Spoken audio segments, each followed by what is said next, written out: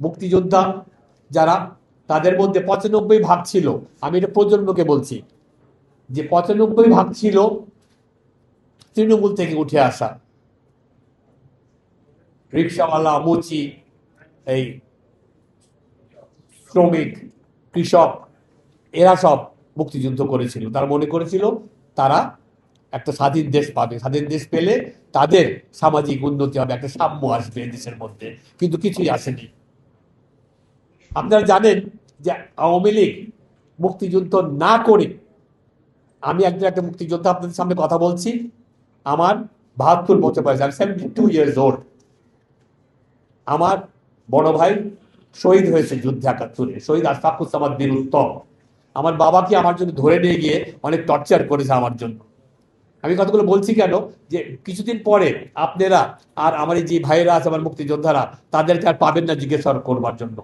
কাজে আমাদের মুখ থেকে শুনে নিতে হবে আপনাদের যে 71-এ কি হয়েছিল এবং তারপরে দেশে কি হয়েছে এবং আমাদের নিয়ে কি করা হয়েছে। এই আওয়ামী লীগ দলটা, এরা মুক্তিযুদ্ধ করে নাই। আমার 9 মাসের মুক্তিযুদ্ধে আমি একটা আওয়ামী লীগারকে দেখি নাই যে অস্ত্র হাতে যুদ্ধ করেছে। তারা সবাই বর্ডার ক্রস করে গিয়ে সংগঠন হয়েছে, হ্যাঁ, অন্য কিছুর ইয়ে হিসেবে কাজ করেছে, তারা যুদ্ধ করে নাই। তারা যুদ্ধে লিপ্ত ছিল না, যুদ্ধ চায়ও নাই। তো আমি ওইটা বলতে গেলে আরেকদিন আরেকটা প্রেস কনফারেন্সে সেসব কথা বলবো। আজকে আমি আসছি, এই যে আওয়ামী লীগ, আপনারা জানেন সাংবাদিক ভাইয়েরা, যে এই মেডেল দিয়েছিল দাওয়াত করে বিদেশিদের মুক্তিযোদ্ধা মন্ত্রণালয় থেকে, সেটা গোল্ড মেডেল না হয়ে পরে বের হয়েছে তামার পিতলের মেডেল, তাই না? এই যে শেখ হাসিনা, এই স্বৈরাচারী, হ্যাঁ, শেখ হাসিনা, সে যে ইয়েগুলো দিয়েছে, বাড়ি ঘরগুলো দিয়েছে, হ্যাঁ, কয়েকদিন পরেই বাড়ির মধ্যে ফাটল ধরেছে, হ্যাঁ, দিয়ে তারা খালি ফটো অপরচুনিটি দিয়েছে। আর তারা বলেছে তারা মুক্তিযোদ্ধাদের দল, আর বাকি সব হলো গিয়ে মুক্তিযুদ্ধের বিরোধী দল। যে লোকটা যুদ্ধ করলো, যে লোকটা দেশের স্বাধীনতা ঘোষণা দিল,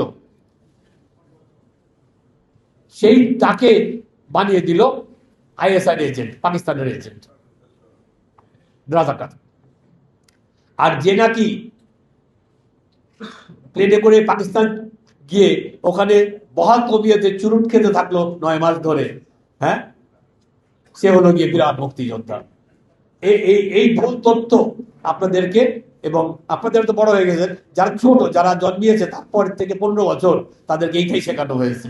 আমাদের পুস্তক থেকে, ইতিহাস থেকে, এই মৌলানা ভাসিনীকে সরিয়ে দেওয়া হয়েছে, স্যার সলিমুল্লাহকে সরিয়ে দেওয়া হয়েছে,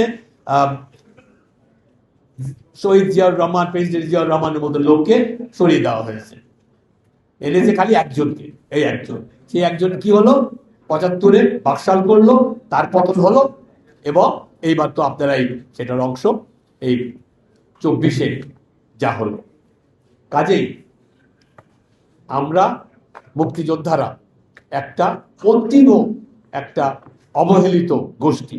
আপনারা সবাই এটা মনে রাখবেন যে আমরা 71-এ স্বাধীনতার পর আমরা কিচ্ছু চাই নাই, আমাদের কাঁধে বন্দুক রেখে, হ্যাঁ, এই এই এই আন্দোলনটা হলো ইয়ের বিরুদ্ধে, কোটার বিরুদ্ধে। মুক্তিযোদ্ধা কোটা, মুক্তিযোদ্ধা কোটা, আমাদেরকে মুক্তিযোদ্ধা কোটা দিয়ে আমাদেরকে ঘর বাড়ি বিল্ডিং, হ্যাঁ, দিয়ে গুলশান বনানীতে আমাদেরকে বড়লোক করে দিচ্ছে।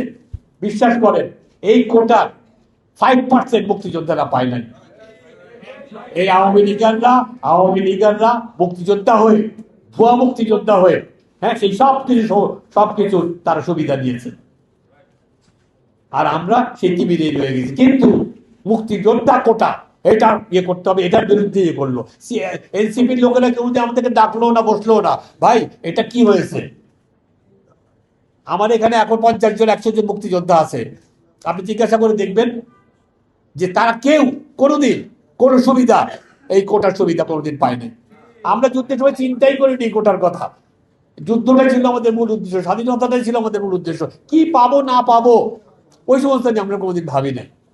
তো যাই হোক, আজকে আপনাদের সামনে তুলে ধরছি বাংলাদেশে যে একটা কতখানি জঘন্য, কতখানি নিম্নমানের একটা ঘটনা ঘটে গেছে, এটা আপনারা সবাই ধারণ করবেন এবং তুলে ধরবেন।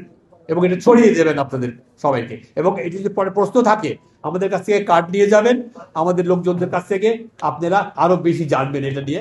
আরো পরবর্তীতে আমি চাইবো যে আপনারা এই খবরটা জানি সব জায়গায় ছড়ায়, জানি এটা জানি থেমে না থাকে আজকে প্রেস কনফারেন্সের মাধ্যমে। আপনাদেরকে অনেক ধন্যবাদ।